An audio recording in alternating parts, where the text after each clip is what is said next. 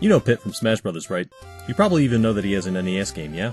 They included a demo for it in Super Smash Bros. Brawl, and you might have even tried it out. Maybe you got about this far before you died, and because you're an alpha gamer, you tried again and made it to roughly about the same spot and maybe a little bit further before you died again.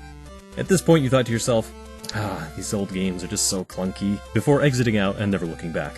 Well, today I'm going to finish what you started, looking back at the original and in the next video, the 3DS reboot.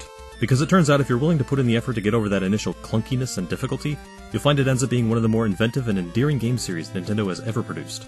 Kid Icarus is an simulator developed by Nintendo for the NES and originally released for the Famicom Disk System in 1986 as Light Mythology: Palutena's Mirror. Kid Icarus, as we'll be calling it, began as the project of first-time designer Toru Osawa, who was originally the one and only member of the team in charge of the game's creation. He established the main conceptual foundations of the game and drew up much of the necessary sprite work to coincide with his vision of a Greek mythology-based platform shooter. He collaborated with Intelligent Systems and likely some other third-party partners Nintendo had at the time who would program his ideas until he had a conceptual prototype and approved design doc. Obviously, he still wasn't able to make the whole game by himself, so he had to anxiously await the completion of Metroid for other members of R&D 1 to join his project after their vacation following its release. Even with the boost in manpower, things weren't looking good. The team joined a project that had only barely gotten off the ground and now had to progress from its concept phase to release in only about 3 months. No surprise then that the development was in a perpetual state of the unfortunately all too common crunch, with overextended shifts leading into some members needing to spend their nights sleeping in the office in order to get the game finished in time for the deadline. Osawa even got married halfway through and mentioned in an interview that he wasn't able to spend any less time at work to be with his newlywed. He asked for 3 days off instead of a full-blown honeymoon and then received a call asking him to return to work after the second day. This period of Nintendo's history was characterized by the pioneering of innovation in game design, with risks being taken on all sorts of concepts and ideas for games, and as a result it's the birthplace of some of the most endearing franchises in the company's history. But in exchange for that freedom and openness in design, deadlines were less than comfortable, all but requiring employees to stretch themselves beyond capacity to see their visions come to fruition. Essentially, you can make whatever you want, but you better make it quick. The team delivered, and on the 19th of December 1989, the game was released. The story for the game is as simple as it gets. Taking place in the kingdom of Angel Land, you've got two goddesses, the goddess of light, Palutena, and the goddess of darkness, Medusa. Palutena is a benevolent goddess who loves mankind and offers them her blessings. Medusa, however, hates humans and enjoys making them suffer by spoiling their crops and turning people into stone. For being such a meanie, Palutena curses Medusa, turning her into an ugly monster and banishing her to the underworld. Medusa allies with the denizens of the underworld to create an army strong enough to defeat Palutena's, and turn most of them into stone. She captures Palutena, robbing her of the 3 sacred treasures, and takes control of all 3 realms. Imprisoned at the bottom of the underworld, Pit, one of Palutena's most elite angels, is able to receive a bow and arrow, thanks to some of Palutena's residual magical strength, and is able to break free from captivity. Thus begins his adventure to reclaim the 3 sacred treasures, rescue Palutena from the clutches of Medusa, and save all of Angel Land. As one of the measures for reducing development time, Kid Icarus uses Metroid's engine as a base, and has quite a bit in common with the overall gameplay and handling. Despite its lineage and, at its heart, just being a game about running and shooting things, Kid Icarus distinguishes itself with its unique blend of designs that are split into 2 main styles. The platforming levels are a bit like your standard Mario level, where you just need to travel from the beginning to the end, and come in both horizontal and vertical flavors. They feature additional side rooms that you can enter that could be any number of things, from a nest of enemies, a shop, an attack power upgrade, a sacred training upgrade, a healing hot spring, a mystery game, or sometimes, nothing. The fortresses are much like dungeons in The Legend of Zelda, a maze of rooms that you need to explore and eventually defeat a boss at the end in order to claim one of the 3 sacred treasures. Unlike Zelda dungeons, you won't be able to find any secret items or upgrades in these fortresses, but you can rescue members of the Centenarian army to aid you in the boss fight. Suffused within both of these level types exists light RPG mechanics, allowing you to level up your strength, endurance, and acquire special items and upgrades. Enemies will drop hearts, however, much like Castlevania, these are currency to be used in shops, not health. You achieve endurance, aka health upgrades, by getting a high enough score throughout the levels, while most everything else can be found in one of these side rooms, when certain conditions are met. And by the way, Pit's color scheme changes whenever he gets an attack power upgrade, so that's why that's always changing throughout the footage. It's a peculiar blend of styles that complement each other nicely, and add a nice sense of variety and progression as you make your way through the relatively short length of the game. It's also one of the few level-based games of the day that really sells the idea that you're traveling across a cohesive world, rather than a series of random levels with different set designs that don't really seem to connect together. For example, in the original Mario, did you ever feel like you were making your way through the whole Mushroom Kingdom? Probably not. Here, however, the art design and enemy variation changing to imbue the sense of a logical progression as you transition from Underworld to Overworld to Skyworld really feels like you're making your way all the way across the entire world, from the very bottom to the very top. These platforming levels can get quite long, with many opportunities for instant death if you miss a jump. Not only that, you start your game with only 1 bar of health, with limited opportunities to regain it. As such, the beginning levels can feel relentlessly difficult, and the pain of making it nearly to the end only to be sent right back to the beginning can be crushing. It paints an unfortunate picture of the game's overall difficulty, since the underworld is the game at its hardest, but that difficulty tapers off considerably as you progress and collect upgrades. The enemies of the game will appear and move about in predictable patterns, so learning how to deal with each type will be important to keep in mind. And there's a decent variety of enemies across the 3 worlds, which I mentioned keeps each area feeling distinct. Plenty of reskins abound, but also fresh new threats from time to time. One of the more iconic enemies is the Reaper, also known as the Great Filter, who will freak out and cry for help from his annoying Reapet minions if he sees you. However, if you're careful, you can take him out stealthily, or avoid him entirely in most cases. And that highlights a key factor to consider when approaching this game. You need to be intelligent with how you approach certain obstacles. Sometimes it's worth being patient and clearing out enemies, other times it's best to stay on the move and take your shots when they present themselves. If you enter a room with a bunch of enemies inside, don't be afraid to just leave. The amount of health you'll save is probably way more valuable than however many hearts you could get out of them. In my opinion, hearts are barely worth worrying much about anyway. You can use them to buy a couple of useful items like a refill on some health or a feather that can give you a bit of flight to recover from a fall that would have killed you, but for the most part you mostly want to worry about your scores so you can get health, attack, and trial upgrades.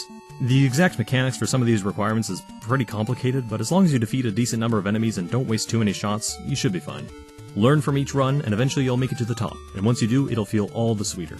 Within certain rooms, you must endure a trial of having a bunch of monoliths being thrown around, and if you do, you get your pick of 3 upgrades. Probably the most useful being the magic wand, which will generate 2 orbs that spin around you and damage anything they touch. This will protect you from a solid 90% of contact damage that you would have received, and drastically reduces the difficulty of the remaining platforming levels, assuming you don't fall and die. I am so mad right now! The other 2 upgrades are the longbow, which allows your arrows to fly to the edge of the screen, and the flame, which effectively triples the size of your arrow's hitbox. Both of which are obviously useful, but aren't as necessary as the wand. Something about getting all these upgrades makes the game feel like it's turning into a platforming version of Gradius. As useful as these upgrades are for platforming levels, you'll need to keep your base skills sharp since you won't be able to use any of them during the fortress levels.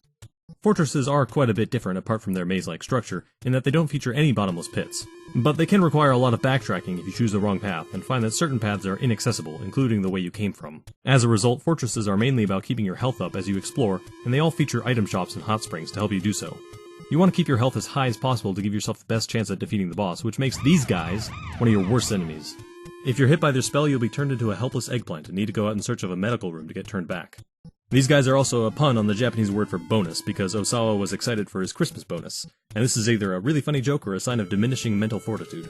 Anyway, while this is certainly one of the more humorous and charming parts of the game, it'll quickly wear out its welcome, as this kind of detour will likely lead to you taking more damage than needed to backtrack even more to restock on health. After all that, you definitely want to make sure you evade those eggplant spells, lest you become Kid Sisyphus instead.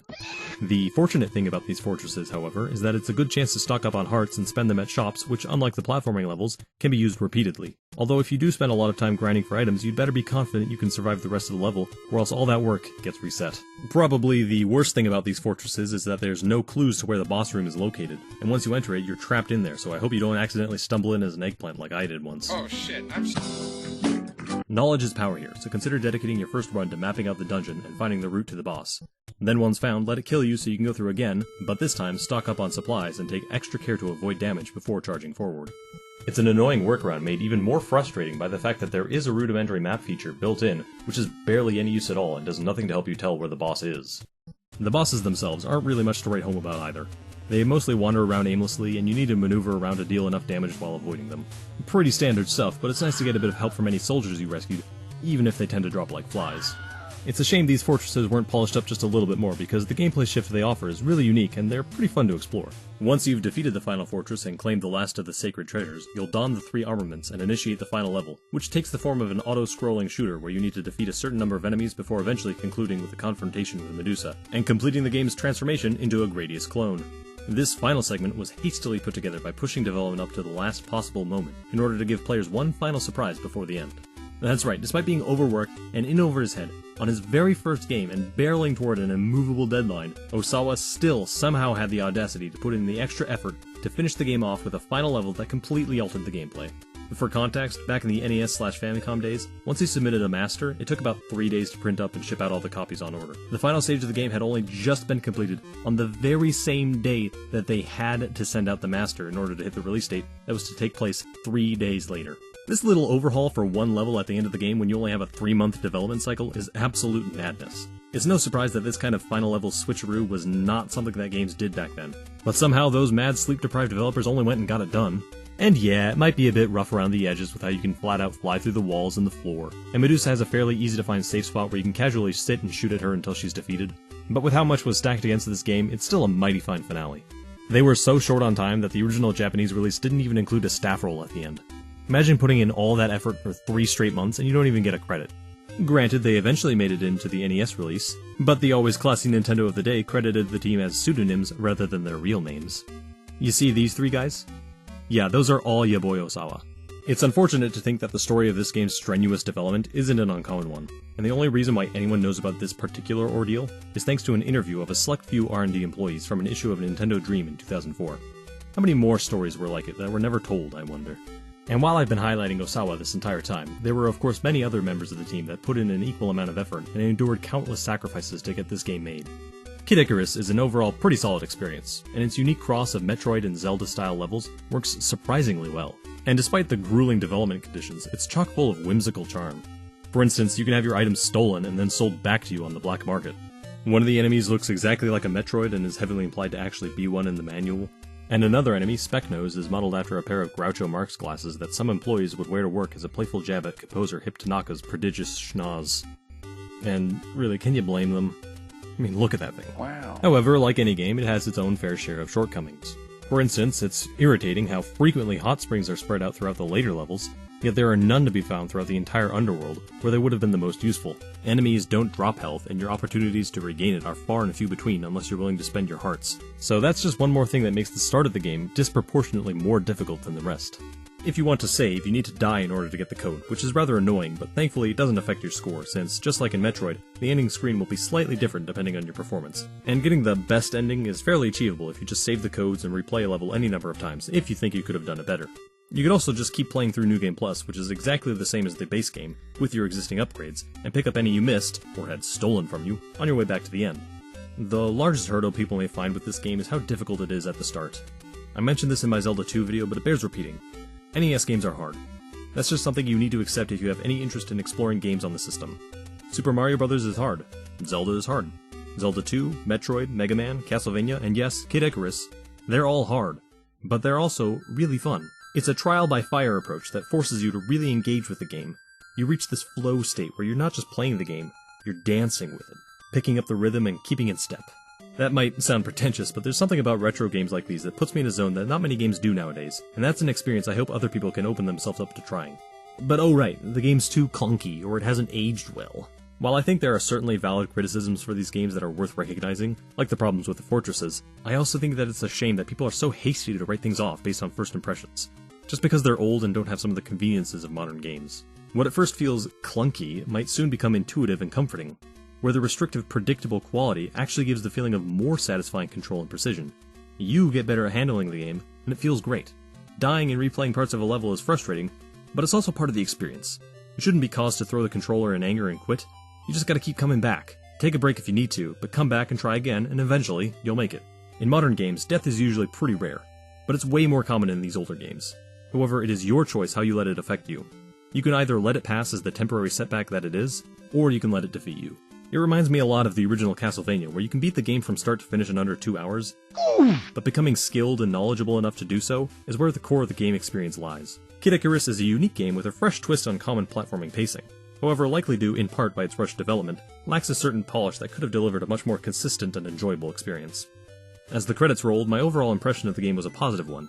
However, it's difficult to ignore one obvious question. How much better could the game have been if some of those rough edges were softened up a bit? And could that have helped it become an essential NES experience?